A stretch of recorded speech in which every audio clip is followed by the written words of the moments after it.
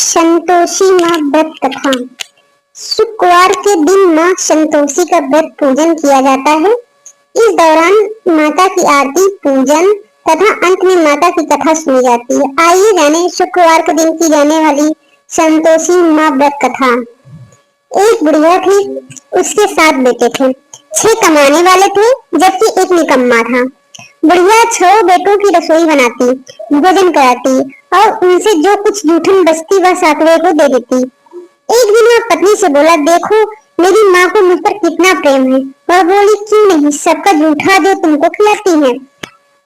वह बोल कर ऐसा नहीं हो सकता, मैं जब तक आंखों से न देख लूं मान नहीं सकता।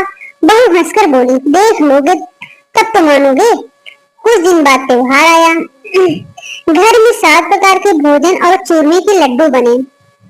वह जांचने को सिर दुखने का बहाना कर पतला वस्त्र सिर पर ओढ़े रसोई घर में सो गया। वह कपड़े में से सब देखता रहा। 6 भाई भोजन करने आए। उसने देखा माँ ने उनके लिए सुंदर आसन बिछा नाना प्रकार के रसोई परोसी और आग्रह करके उन्हें जमाया। वह देखता रहा। 6 भोजन करके उठे तब माँ ने उनकी झूठी थालियों में से लड्डुओं के टुकड़े उठाकर एक लड्डू बनाया। जूठन साफ कर बुढ़िया माँ ने उसे पुकारा, बेटा 6 भाई भोजन कर गए, अब तू ही बाकी है और उठ, तू कब खाएगा। वह कहने लगा, माँ मुझे भोजन नहीं करना, अब मैं परदेश जा रहा हूँ। माँ ने कहा, कल जाता हो तो आज चला जा। वह बोला, हाँ आज ही जा रहा हूँ। यह कहकर वह घर से निकल गया। चलते समय पत्नी की याद आ गई। वह गौशाला में घंटे थाप रही थी। वहां जाकर बोला, हम जावे परदेश आवे के कुछ काल, तुम रहियो संतोष से धर्म आपनो पाल।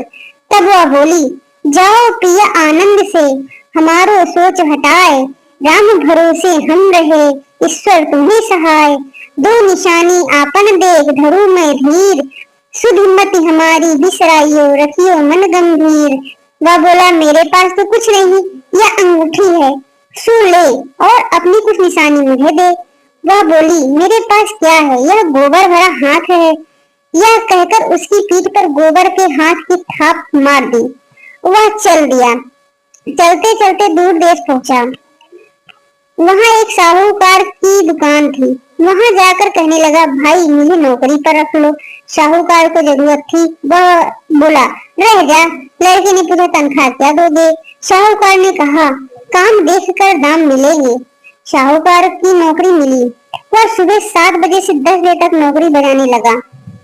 कुछ दिनों में दुकान का सारा लेन देन, हिसाब किताब, ग्राहकों को माल बेचना, सारा काम करने लगा।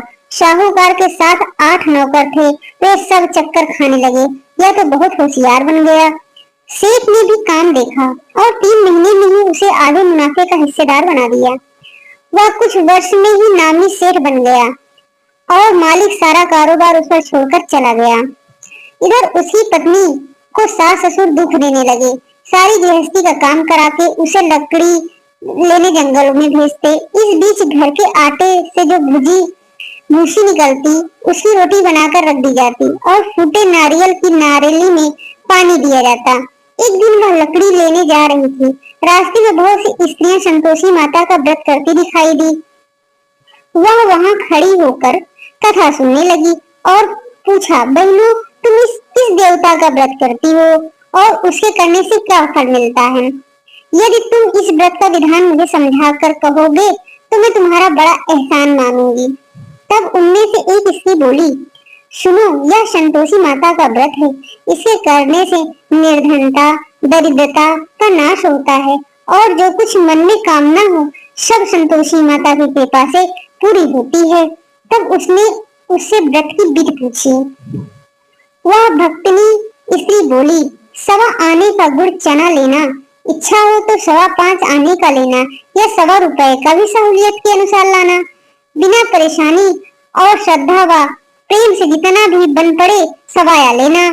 प्रत्येक शुक्रवार को निराहार रहकर कथा सुनना। इसके बीच क्रम नहीं टूटे। लगातार नियम पालन करना। सुनने वाला कोई न मिले तो घी का दीपक जलाकर उसके आगे जल के पात्र को सामने रखकर कथा कहना। जब कार्य सिद्ध न हो, नियम का पालन करना और कार्य सिद्ध हो जाने पर व्रत का उद्यापन करना। यदि किसी के ग्रह खोटे भी हों, तो भी माता वर्ष भर में कार्य सिद्ध करती हैं। फल सिद्ध होने पर उद्यापन करना चाहिए, बीच में नहीं उद्यापन करना चाहिए। 2.5 सेर आटे का खाजा तथा इसी परिमाण से खीर तथा चने का साग करना। 8 लड़कों को भोजन कराना।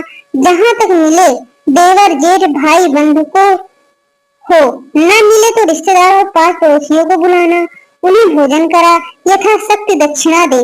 माता का नियम पूरा करना। उस दिन घर में खटाई न खाना। यह सुन बुढ़िया के लड़के की बहू चल दी। रास्ते में लकड़ी के बोझ को बेच दिया और उन पैसों से गुड़ चना ले माता के व्रत की तैयारी कर आगे चली और सामने मंदिर देखकर पूछने लगी, यह मंदिर किसका है? सब कहने लगे, संतोषी माता का मंदिर है। यह सुनकर माता के मंदिर में जाकर चरणों में लौटने लगी। दीन हो विनती करने लगी, माँ मैं निपट अज्ञानी हूँ, व्रत के कुछ भी नियम नहीं जानती, मैं दुखी हूँ। हे माता जगत जननी, मेरा दुख दूर कर, मैं तेरी शरण में हूँ। माता को दया आई।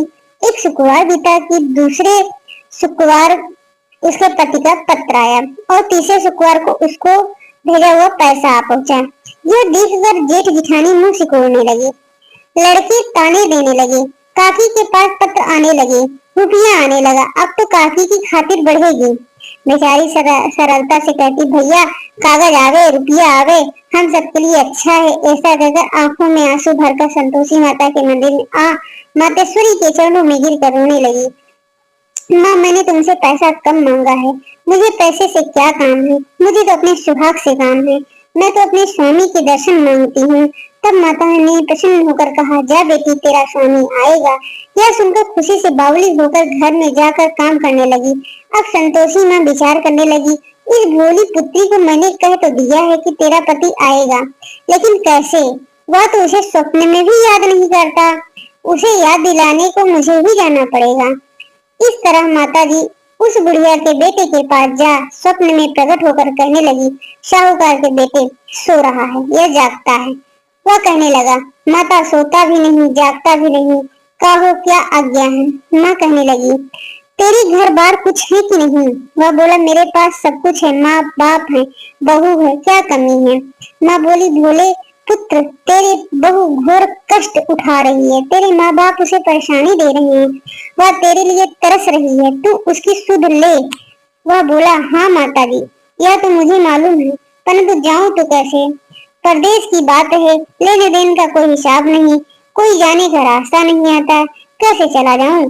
माँ कहने लगी, मेरी बात मान, सवेरे नहा धोकर संतोषी माता का नाम ले, घी का दीपक जलाकर दंडवत कर दुकान पर जा बैठ। जमा का माल बिक जाए, सांझ होते होते धन का भारी ढेर लग जाएगा। अब बूढ़े की बात मानकर वह नहा धोकर संतोषी माता को दंडवत घी का दीपक जला दुकान पर जा बैठा।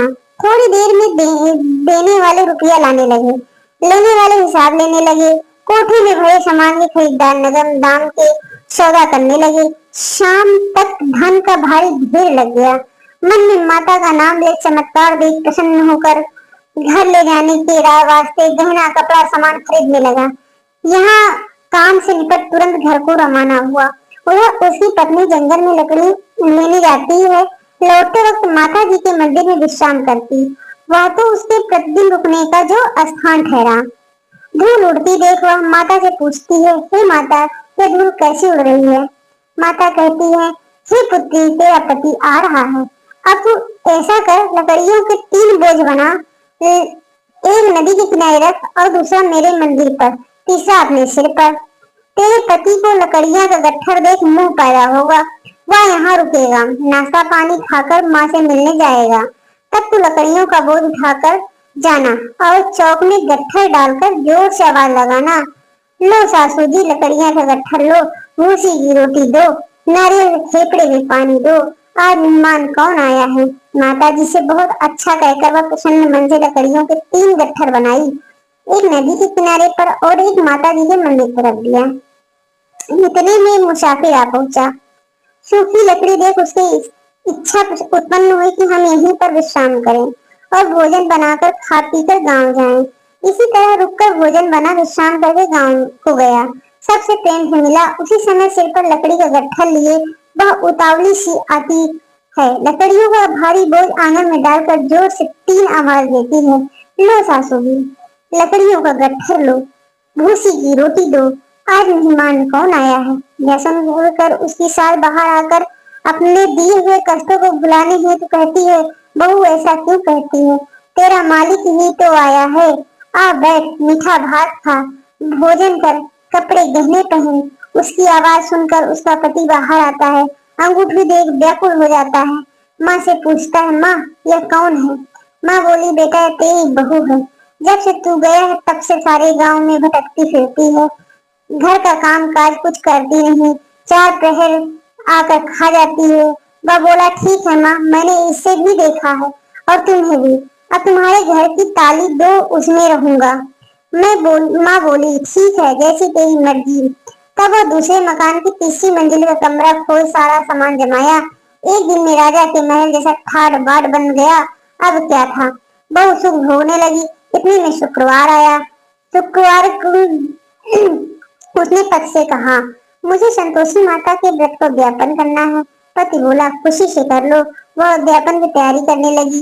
जिठानी के लड़कों को भोजन कराने के लिए कहने गई।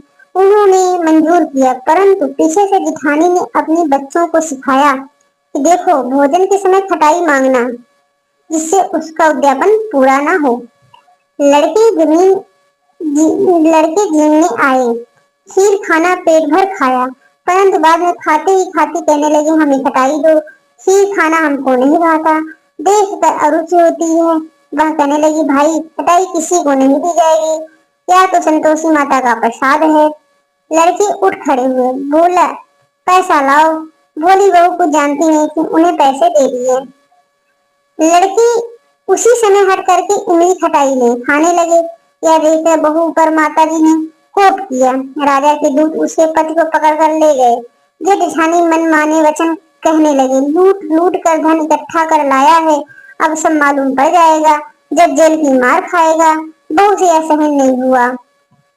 रोती हुई माता जी के मंदिर गई, कहने लगी कि हे माँ, तुमने क्या किया, हंसाकर अब हम भक्तों को रुलाने लगी।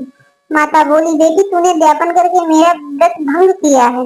वह कहने लगी, माता मैंने कुछ अपराध किया है तो मैंने तो भूल से लड़कों को पैसे दे दिए थे, मुझे क्षमा करो, मैं तुम्हारा उद्यापन करूंगी। माँ बोली, अब भूल मत करना।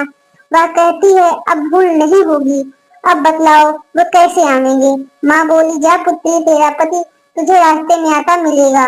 वह निकली, राह में पति आता मिला। वह पूछी, कहाँ गए थे। वह कहने लगा, इतना धन जो कमाया है उसका टैक्स राजा ने मांगा था, वह भरने गया था। वह प्रसन्न हो बोली, भला हुआ, अब घर को चलो। कुछ दिन बाद फिर शुक्रवार आया। वह बोली, मुझे भी फिर माता को ज्ञापन करना है। पति ने कहा, करो। बहू फिर जेठ के लड़कों को भोजन के कहने गई। जेठानी ने 1-2 बातें सुनाई और सब लड़कों को सिखाने लगी, तुम सब लोग पहले ही खटाई मांगना। लड़के भोजन से पहले कहने लगे, हमें खीर नहीं खानी, हमारा जी बिगड़ता है, कुछ खटाई खाने को दो। वह बोली, खटाई किसी को नहीं मिलेगी, आना हो तो आओ। वह ब्राह्मण के लड़कों को लाकर भोजन कराने लगी। यथाशक्ति दक्षिणा की जगह एक एक पल उन्हें उन्हें दिया। संतोषी माँ प्रसन्न हुई। माता की कृपा होते ही 9वें मास में उसके चंद्रमा के समान सुंदर पुत्र प्राप्त हुआ। पुत्र को पाकर प्रतिदिन माता जी के मंदिर को जाने लगी। माँ ने सोचा, यह रोज आती है, आज क्यों ना इसे घर चलूं। यह विचार कर माता ने भयानक रूप बनाया। गुड़ चने से सना मुख, ऊपर सुन के समान ओठ, उस पर मक्खियां भिन भिन कर रही थी। डोली पर पैर रखते हुए उसकी सास चिल्लाई, देखो ये कोई चुड़ैल डाकुनी चली आ रही है, लड़कों इसे भगाओ नहीं तो किसी को खा जाएगी। लड़के भागने लगे, चिल्लाकर खिड़की बंद करने लगे। बहुत रोशनदान में देख रही थी, प्रसन्नता से पगली बन चिल्लाने लगी, आज मेरी माता जी मेरे घर आई है। वह बच्चे को दूध पीने से हटाती है। इतने में सास को क्रोध फटक पड़ा। वह बोली, क्या उतावली हुई है, बच्चे को फटक दिया। इतने में माँ के प्रकोप प्रताप से लड़के ही लड़के नजर आने लगे। वह बोली, मैं जिसका व्रत करती हूँ यह संतोषी माता है। सब माता जी के चरण पकड़ लिए और विनती कर कहने लगे, हे माता, हम मूर्ख हैं, अज्ञानी हैं, तुम्हारे व्रत नियम विधि हम नहीं जानते, व्रत भंग कर हमने बड़ा अपराध किया है। जग माता आप हमारा अपराध क्षमा करो। इस प्रकार माता प्रसन्न हुई, बहू को प्रसन्न हो जैसा फल दिया वैसे माता सबको दे, जो पढ़े उसका मनोरथ पूर्ण हो। बोलो संतोषी मैया की जय।